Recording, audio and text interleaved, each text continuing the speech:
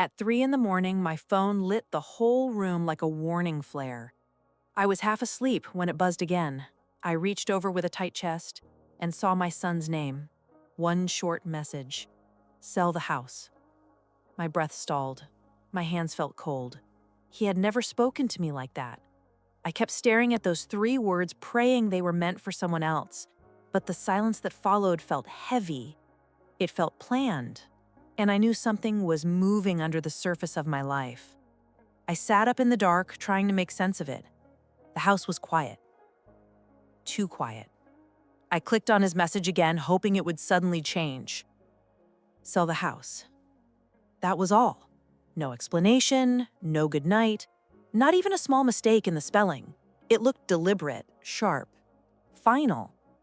My heartbeat felt like it was trying to break out of my chest. I pressed call and raised the phone to my ear.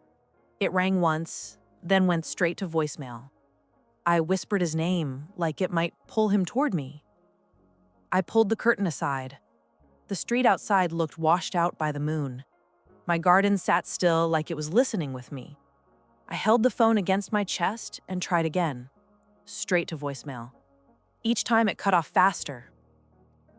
I felt something shifting inside me, a slow wave of dread.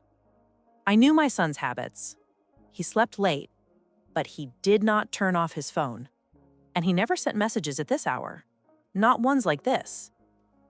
I tried to calm myself. I went to the kitchen and put water to boil.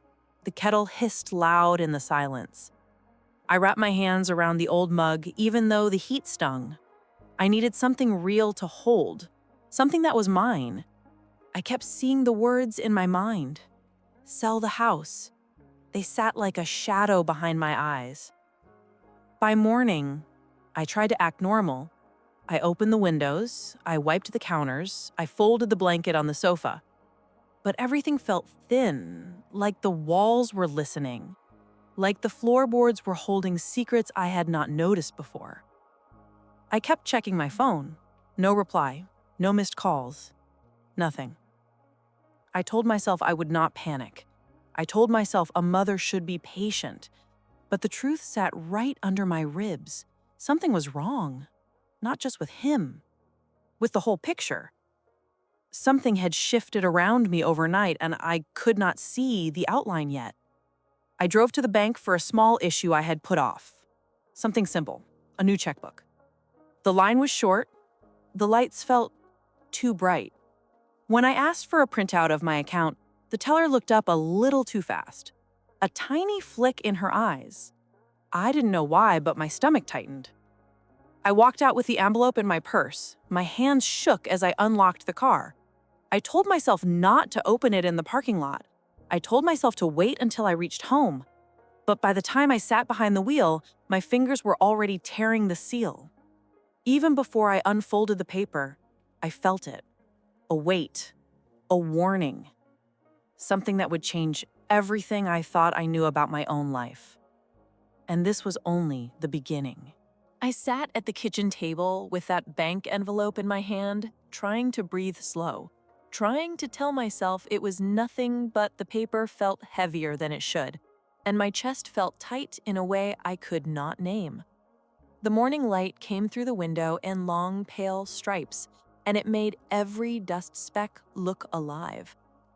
I opened the envelope and took out the statement page by page, laying them flat on the table like I was preparing something holy. My fingers trembled. I told myself it was just age or nerves, but I knew it was not. I kept whispering his name and asking why he would text me at 3 in the night, telling me to sell the house. I kept whispering it until the word almost lost its shape. I ran my hand over the paper, and the first line slapped me right across the heart. A withdrawal far too large for anything I had done. I leaned closer and felt something cold slide down my spine. I flipped to the next page and found another withdrawal, then another. My breath caught halfway and would not move. My eyes kept darting to the dates. Every one matched a day one of my children had been here. I sat perfectly still, like the chair held me upright because my body wanted to fold. For a moment, I told myself it had to be a mistake. Maybe the printer glitched. Maybe the teller mixed up the pages. Maybe the bank confused my account with someone else. But the numbers were too familiar, and the balance was too low, and nothing about this looked like an accident. My throat tightened, my hands went warm, then cold, then warm again. I felt like the house was listening to me. I reached for my phone and called my son again. The ring sounded hollow, like it was traveling through a tunnel that never ended. No answer. I stared at his name on the screen until it blurred, then I set the phone down and closed my eyes. My heart did a strange little skip, and I felt foolish and scared at the same time. I stood up slowly and walked around the kitchen, touching the counters, the sink, the old wooden chairs, as if the room could anchor me. I tried to speak out loud to calm myself, but my voice cracked on the first word. I pressed my fingers to my lips and kept breathing through the shake. I went back to the table because I needed to be sure. I needed to see the numbers again to believe the truth, even if the truth hurt. I pushed my glasses up and leaned over the paper. The dates glared at me. The amounts glared at me. My heart beat so hard I felt it under my jaw. The memory came back, sharp and sudden. My son visiting last month, walking through the hallway, checking my rooms, telling me he missed the old place. My daughter showing up 2 days later, hugging me tighter than usual, telling me she needed advice but never really asking anything. Back then, it felt sweet. Now it made my stomach twist. I looked around the kitchen again, and the house felt unfamiliar for the first time in all my years here. I felt watched, even though I was alone. The quiet turned thick. My own breath sounded loud. I sat down slowly and pressed my hands together because they kept shaking. I whispered his name again, softer this time. I asked him why he would do this. I asked why he sent that message. I asked why he would take money without telling me.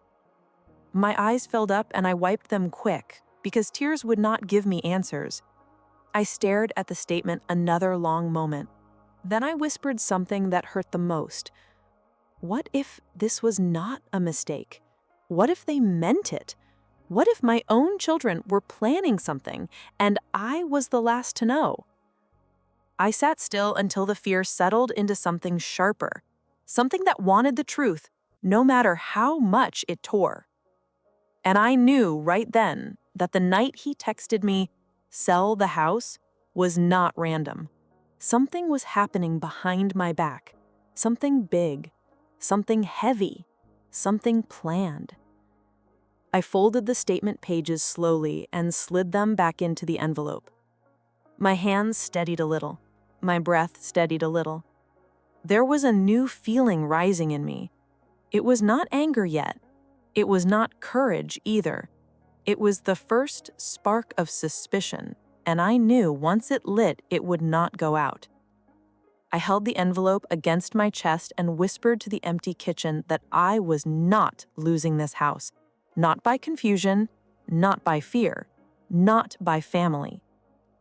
Then I stood up and walked down the hallway, listening to the soft creak of the old floorboards, knowing every sound in this place by heart, and feeling like those sounds were warning me to pay attention before it was too late. I couldn't sleep that night.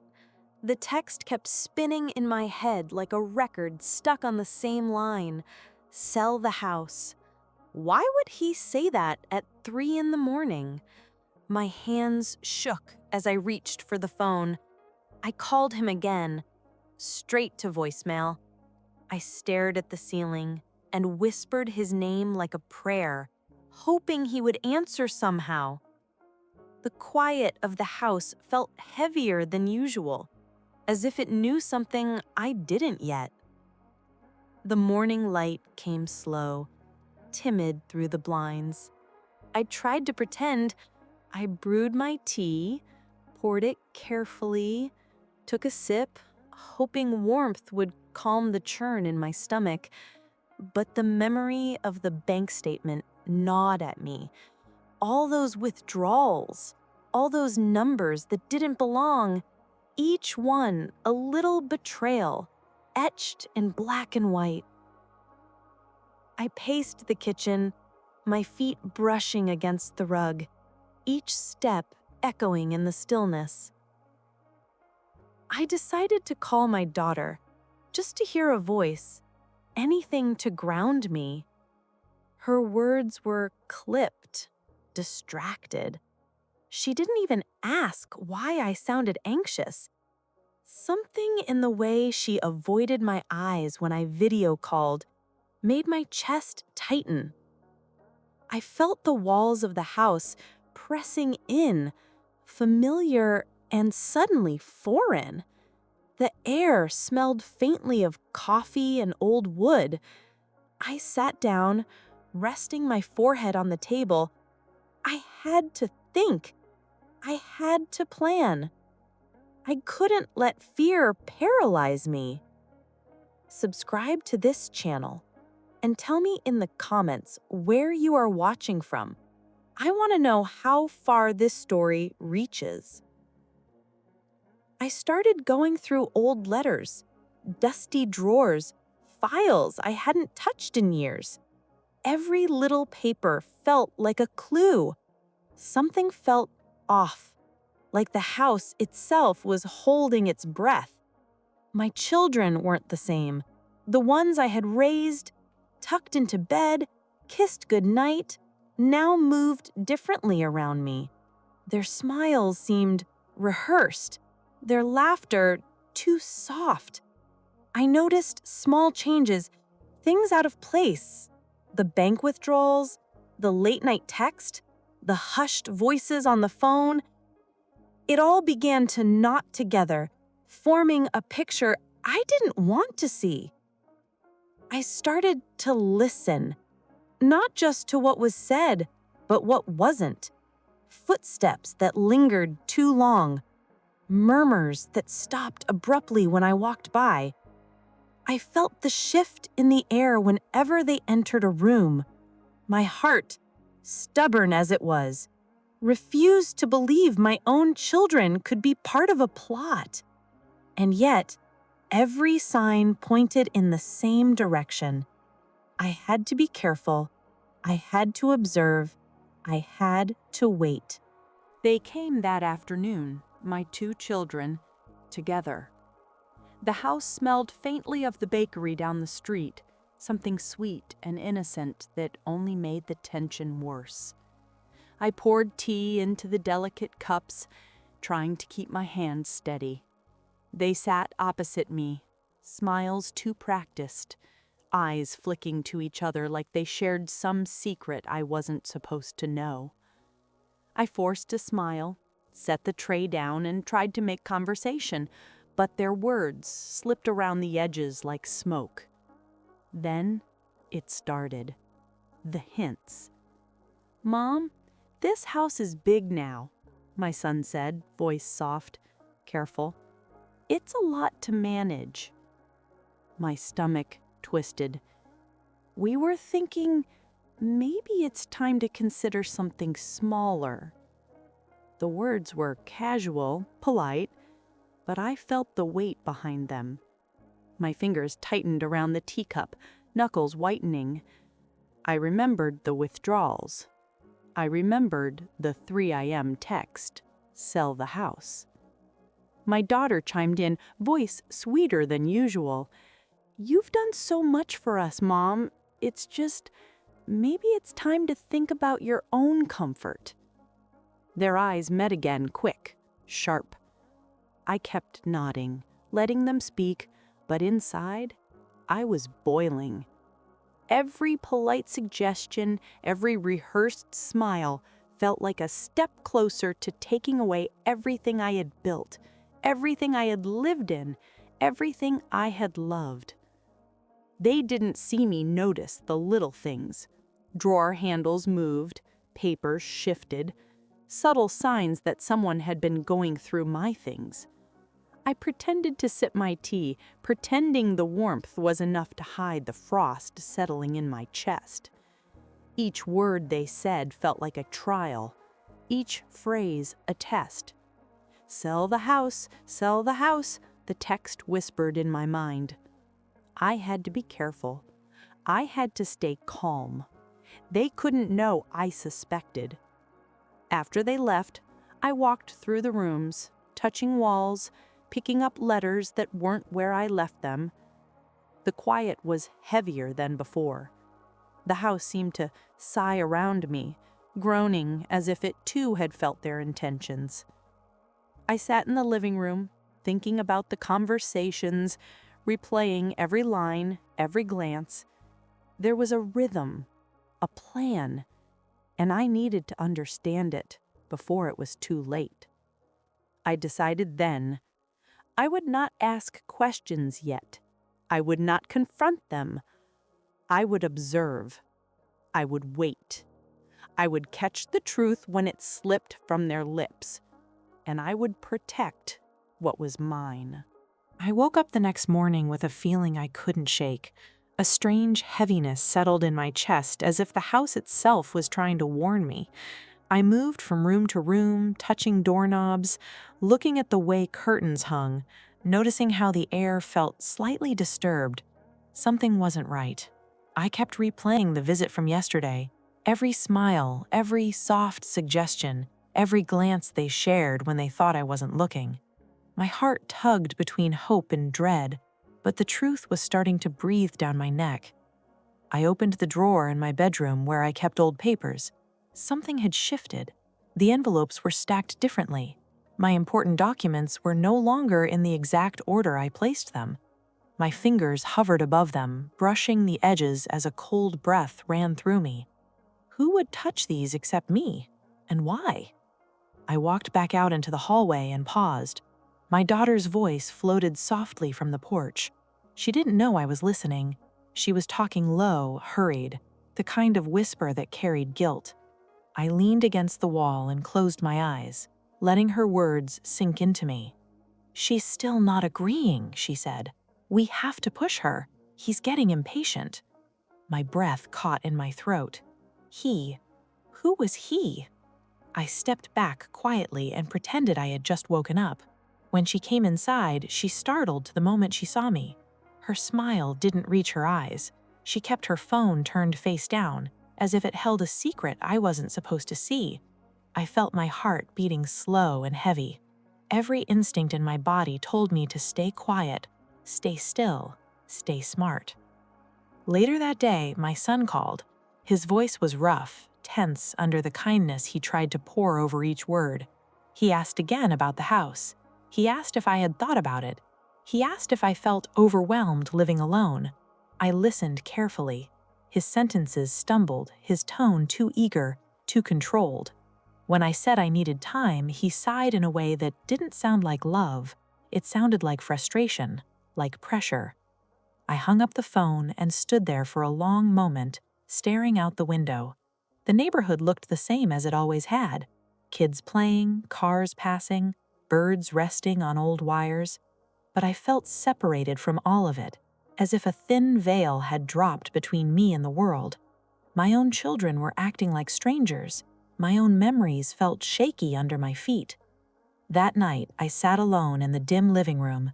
The shadows stretched across the floor, long and quiet, as if they were listening. I thought about the late-night text. I thought about the bank statement. I thought about the whispers. I thought about the way my children kept circling around the same topic, like vultures waiting for a final breath. I knew something now. Not everything, but enough. Enough to understand I was being pushed. Enough to see the truth forming its shape. Enough to realize the danger wasn't outside my home. It was sitting at my table. It was calling my phone. It was smiling at me with the faces I once kissed goodnight. I took a deep breath. I needed proof. I needed my own eyes and ears to catch what their mouths were trying to hide. And once I had that, once I truly saw the whole picture, then I would decide what came next. I wasn't losing my home, and I wasn't losing myself, not without a fight. I walked into the electronics shop with my scarf pulled tight around my neck.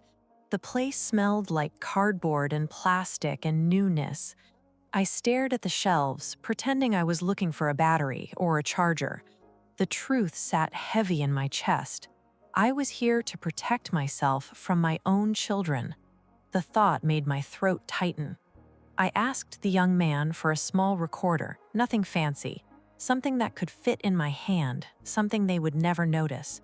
He handed it to me with a smile that felt too innocent for the reason I needed it. I bought it quietly, slipped it into my coat, and walked out into the cold air, swallowing the knot in my throat. The recorder felt strange in my pocket, like a stone I didn't want to touch. I kept telling myself I was overreacting, but the memory of their soft voices, their gentle pressure, their careful talk about the house kept replaying in my mind. Then the withdrawals, then the texts, "Sell the house." My heart knew something was wrong, even if my mother's hope still tried to fight it. The first time I used it was a Tuesday. They came over with bags of groceries and smiles that never reached their eyes. My daughter kept glancing toward my bedroom door. My son wandered through the hallway, pretending to admire old photographs, but his fingers brushed the drawers like he was checking something. I slipped my hand into my pocket and clicked the recorder on. A small click, nothing more. My face stayed calm. My heart was pounding so loud I wondered if they could hear it. We sat in the kitchen. My daughter leaned forward and started again with her careful words about my future, about comfort, about selling the house. My son nodded along, adding little lines about debts and responsibilities, and how moving could be a good thing. Their voices rose and fell like they were practicing lines from a script. I asked small, gentle questions, harmless ones that made them talk more, and they did, too much. My son mentioned someone waiting for money. My daughter said something about a timeline. Their words cracked like thin ice under my boots. I nodded slowly, my hands wrapped around my teacup to hide the trembling. When they left, I closed the door quietly and leaned against it. The house felt silent but not peaceful. The recording was still running. I replayed the first few seconds, my hand shaking so badly I almost dropped it. Their voices poured out, thin and sharp, through the tiny speaker. I felt something in my chest sink deeper than fear. I finally heard what my heart already knew. Over the next days, I used the recorder again and again. In the living room, in the hallway, even during short phone calls when they thought I wasn't paying attention. Every word collected like pieces of a puzzle I didn't want to complete. I found out things that made my breath stop. They talked about the house as if it already belonged to them. They talked about money problems they had never shared with me. They talked about how to convince me gently, how to push without looking like they were pushing, and worst of all, how to get me to sign papers without understanding what I was really signing. I listened to those recordings at night, sitting on the edge of my bed with the curtains drawn and the lights low. Their voices were familiar but somehow cold, distant, calculating. I kept pressing replay even when my chest ached, even when I felt tears slide down my cheeks. I needed the truth more than comfort. I needed proof more than peace. One night, after listening to them again and again, I made a quiet promise to myself. They thought I was weak, they thought I was confused, they thought I was alone. But they had forgotten something. I had lived through more storms than they had ever seen, and I was still standing. The recorder lay in my hand like a weapon I never wanted to pick up, but now that I had, I wasn't putting it down. I learned to walk softer in my own home. I learned to pause before opening a door. I learned to breathe quiet so I could hear the things they never meant for me to hear. One evening, the hallway felt colder than usual, and I knew they were here before I heard a sound. My daughter's voice floated through the crack of the door, sharp and restless. "She's taking too long," she whispered. My son answered, low and impatient. "We need the money now. The buyer can't wait forever." My chest tightened. I leaned closer, letting the darkness cover me. "She'll sign if we push her, right?" my daughter said. My son let out a frustrated sound. "She's old, she can't keep track of everything. She won't even notice when we bring the papers again." The words hit me like a sudden drop. I pressed my hand against the wall to steady myself. I kept my breathing shallow so they wouldn't hear how fast my heart pounded. They started arguing, blaming each other. My son said she needed to hurry because someone was threatening him. My daughter said she was tired of being the one who pretended to care.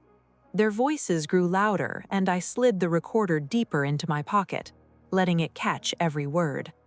I felt something inside me shift, a new strength, a quiet fire. They thought I was fragile. They thought I was blind. They thought I didn't understand the world anymore. But I heard every syllable. I felt every cut. My son cursed under his breath. "Just get her to sign. Tell her she's forgetting things again. Tell her the bank needs it. She trusts you more." My daughter sighed. "She's not as soft as she used to be." Something in her voice held a hint of fear. They knew they were walking on breaking ice. They just didn't know I was the one cracking it beneath them. When their footsteps moved away, I backed into the shadows and slipped toward the kitchen.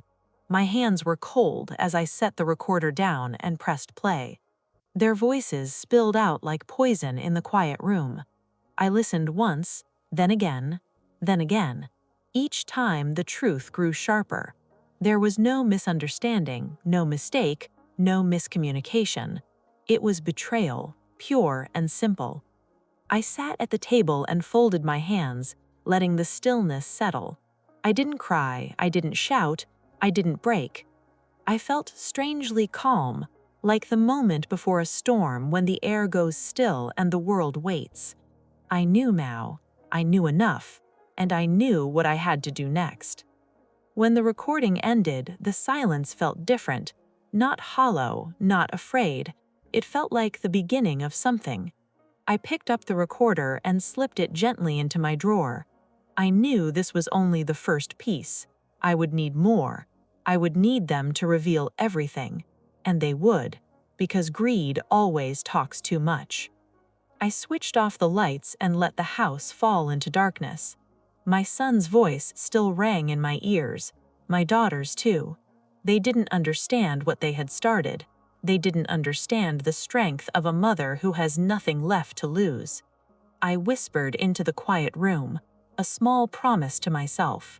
"You will not take my home." And for the first time in weeks, I wasn't scared. I was ready. I invited them over for tea the next Sunday, the house smelling faintly of baked bread and lemon polish, trying to make everything look normal, calm, nothing hinting at the storm beneath. I set the table carefully, cups lined up, the recorder tucked in my coat pocket, its little red light hidden under the tablecloth. I smiled, genuinely, or at least enough for them to think I hadn't noticed anything. They chatted, laughed softly, but I steered the conversation gently, innocently, asking about bills, the garden, future plans.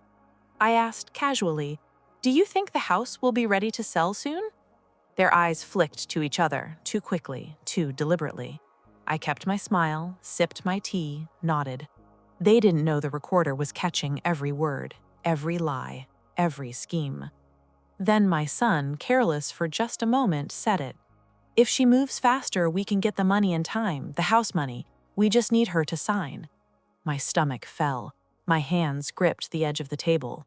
I stayed calm, gentle, asking questions, coaxing them to repeat details, to reveal the plan fully. My daughter added softly, "It's all about timing before she notices the bank withdrawals."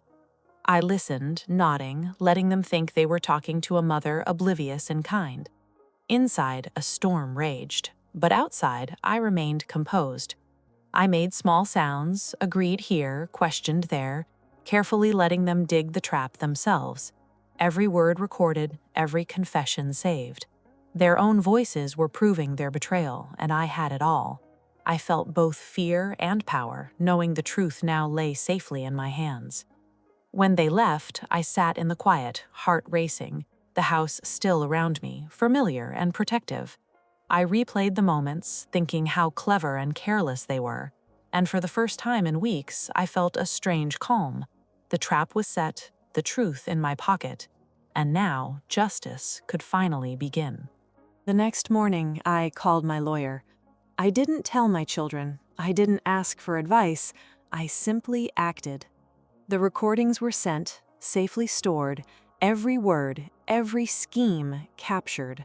My son didn't know yet, and I wanted him to feel the weight of what he had done before the world did. Later that day, I asked him to come to the study. The house smelled faintly of old paper and lavender polish. I poured tea, set a cup in front of him, and gestured to the chair opposite me. He sat, fidgeting. I didn't smile, I didn't scold. I just looked, steady and calm, letting him feel the quiet. "Mom, he started. I raised a hand. I wanted him to say everything himself. I wanted him to confess. My voice was soft, measured. "Do you want to explain about the withdrawals?" I asked. He froze. His eyes darted to the window, then back to me.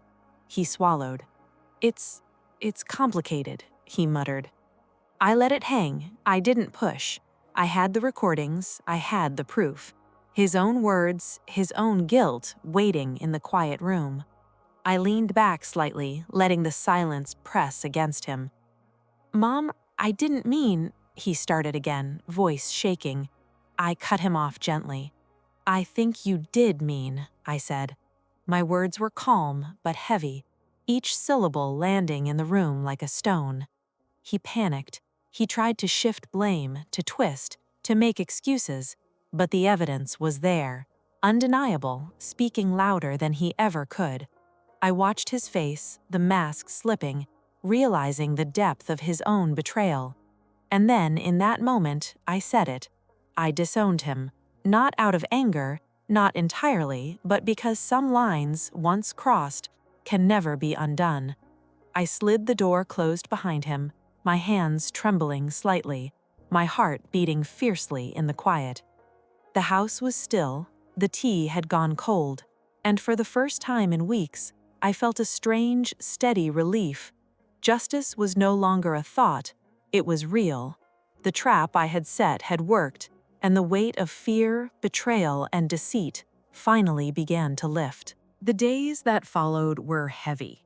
My lawyer called, the bank opened investigations, and every step felt like walking through a storm with calm eyes. I watched the house, the rooms I had lived in for decades, and felt both dread and determination. Each wall seemed to whisper, reminding me why I had to fight. The withdrawals were traced, every dollar accounted for. My son's actions, my daughter's small involvement, the patterns were laid bare. Paper after paper, statement after statement filled my desk. The house smelled faintly of ink and old wood, a strange comfort amid the chaos. I sat for hours, reading, rereading, making notes, making sense of what I had trusted for years. The calls from my daughter were tentative at first. She begged, pleaded, cried, telling me she hadn't realized how far things had gone. I listened quietly. I did not yell, I did not scold. I let her voice reach me slowly, carefully, testing whether the bond we had could survive the betrayal. Some of it had already frayed. Some could be mended. Every night I walked through the empty rooms, feeling the weight of weeks, of schemes, of lies. I touched the walls, the furniture, as if grounding myself, reminding myself why I had to fight. Each night I went to bed exhausted, yet resolute. This wasn't just about money. It wasn't just about a house. It was about the principle, the line that could never be crossed, the respect that had to remain. Weeks stretched into a blur. Meetings with lawyers, bank officials, statements, hearings. My son avoided calls, avoided the house, but his presence lingered in every whispered memory of betrayal. My daughter began to take steps toward restitution, small payments, small gestures, each one building slowly toward acknowledgement, toward repair. Through it all, I held the quiet. The storm raged around me, but inside I had built a sanctuary of clarity. I knew the truth, and the truth was mine. My children had faltered, my son had betrayed, but I had survived. And that survival, that vigilance, had saved not just the house, but a part of me that I thought I had lost. The days felt quieter, but the weight lingered. My son's recklessness had caught up to him. Legal notices, meetings, traces of his withdrawals. It was all coming together. He faced consequences he could no longer dodge. I watched from the edges, detached but not unfeeling, knowing that justice was finally taking its shape. My daughter, the one who had been hesitant, broken, finally admitted everything. Tears streaked her cheeks when she spoke, words spilling faster than she could control. I listened, letting her speak. I didn't scold, I didn't lecture. I let the truth roll over me, felt the edges of betrayal soften slightly, and offered partial forgiveness, a repayment plan, a way forward. It wasn't complete closure, but it was something. The house seemed to breathe differently now. Rooms felt lighter, walls less oppressive. No more whispered conversations outside my bedroom. No more sudden glances. No more late-night texts demanding action I had never authorized. I walked through each room slowly, touching surfaces, remembering the laughter and memories, realizing I had reclaimed this space, not just physically, but emotionally. I slept with the phone on silent.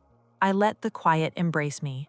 Nights no longer brought fear, only reflection. I would sometimes sit by the window and watch the street, thinking of what had passed and what I had survived. Each moment, each breath, reminded me that even when betrayal cuts deep, resilience cuts deeper. The recordings I had made, the careful watch, the patience, it had all mattered. I realized now that power doesn't always roar. Sometimes it whispers, quietly, waiting until the right moment. And in that moment, the truth emerges, stark, undeniable, and life shifts forward. I sold the house on my own terms, choosing a smaller place near the coast where the air smelled of salt and freedom. The move was quiet, deliberate. Boxes lined the walls, memories packed away carefully. Each item a story I wasn't ready to forget but no longer needed to carry. My daughter helped, patient and steady, and for the first time in months, we spoke slowly, truly, rebuilding what had been fractured. Walking through the new home, sunlight spilling across wooden floors, I felt a lightness I hadn't known in years. The walls were bare, yet full, empty, yet mine. Each room held the promise of a life chosen rather than forced. I unpacked slowly, touching objects with care, arranging them to make this house feel lived in, loved, safe. Sometimes I pulled out my old phone and stared at the 3 a.m. message, "Sell the house." I didn't delete it. It remained there as a reminder of what could have been, a warning and a lesson intertwined. I had survived greed, betrayal, and fear. I had reclaimed myself, my home, and part of my heart. My daughter and I spent evenings on the porch, sipping tea, watching the horizon stretch wide and endless. We spoke of simple things, of small joys, of memories that hurt and healed at the same time. The past remained, but it no longer ruled me. It had shaped me, yes, but it had not destroyed me. And sometimes, when the wind rustled through the trees, I whispered a quiet thank you, for clarity, for strength, for the courage to say no when it mattered most. The house I sold had held years of life, love, and secrets. The new home held hope, peace, and choices. And in that, I found a quiet happiness I hadn't known I deserved.